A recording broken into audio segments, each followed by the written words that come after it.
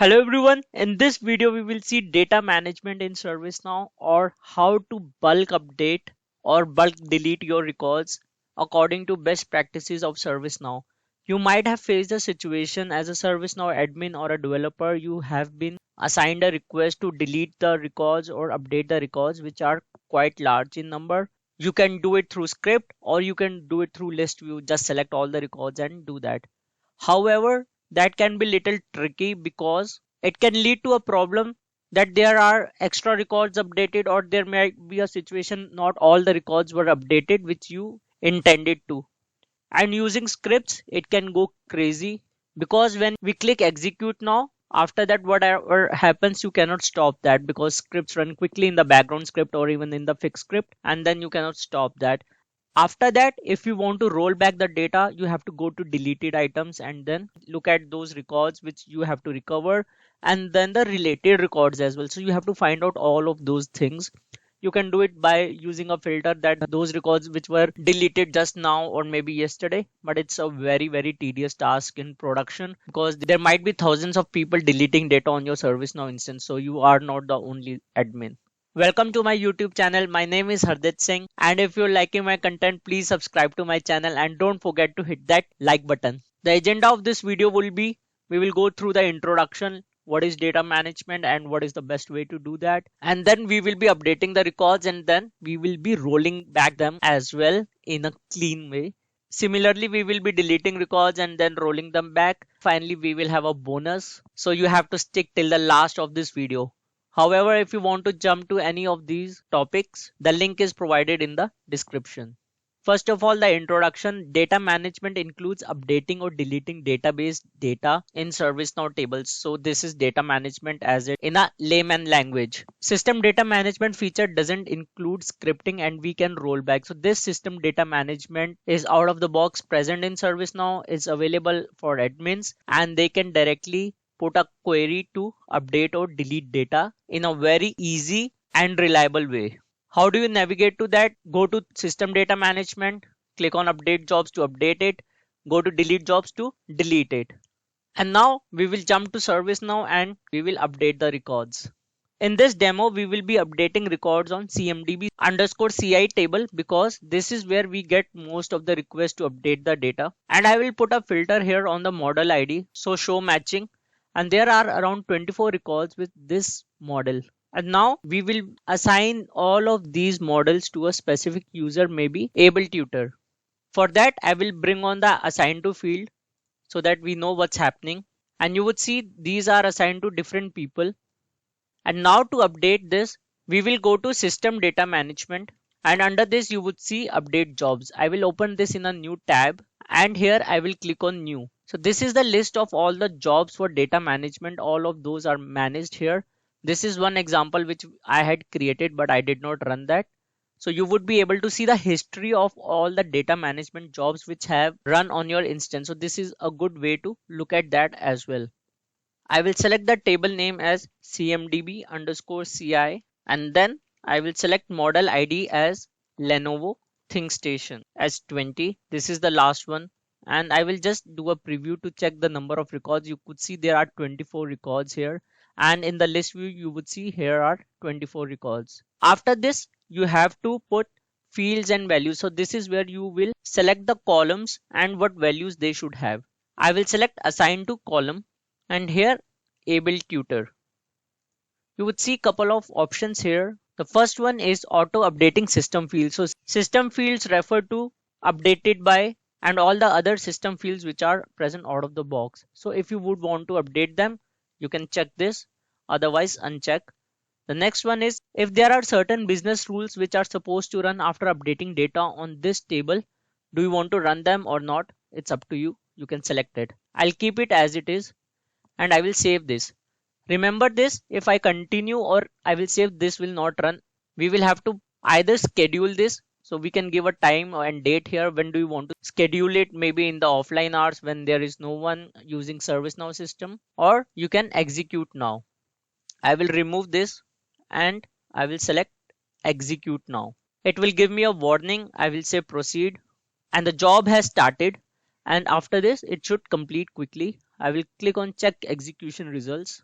And if I scroll down at the bottom, you would see there are a couple of options more. We'll explore them in a second. I will go back to the list view. I will again click on this model, and you would see now here all 24 records or all 24 configuration items are now assigned to able. This means that our update query has run properly, and you would see the updated date has also changed to just now. And if you remember, we had checked that update the system fields. This is where you would see it's taking in effect. But if you would have unchecked that, this date would have been an older date when the record was last updated. Now we will look at the rollback under related links. There is first link called rollback. You can directly roll back all your changes. Then you have view rollback context. We'll click on this. So here you would see the option to roll back all of your updates which you just made. And under this first tab, you would see there will be 172 records which would be rolled back, because there were other related tables also, because we had checked that business rules checkbox, if you remember. I'll click on rollback to roll back everything. I will say yes here and click on OK. And it has started rolling back. It was quick. I will close this. I will again click on this filter, and you would see here now all the assigned tos have been rolled back. You could see all 24 records are not assigned to their previous owners. So if somebody would have run this query in an error, you could just simply click the rollback button and everything would be reverted. If we go back here after rolling back, if I go back to the job again, you wouldn't see the option to run this again, and also you wouldn't see the option to execute now. So once you have updated the data and rolled back it, you would have to create a new data management update job, and this will not work. So this is for the tracking purpose and making things simpler. Next, we will look at deleting the records. It is a similar approach where we will be navigating to system data management and click on delete jobs. And here you would see this is a different table, sysdm delete, and I will click on new and I will again select the table. In this example, we are trying to delete those same records, those 24 records. I will select model ID as Lenovo ThinkPad or ThinkStation S20. I will preview this. There are 24 records here again.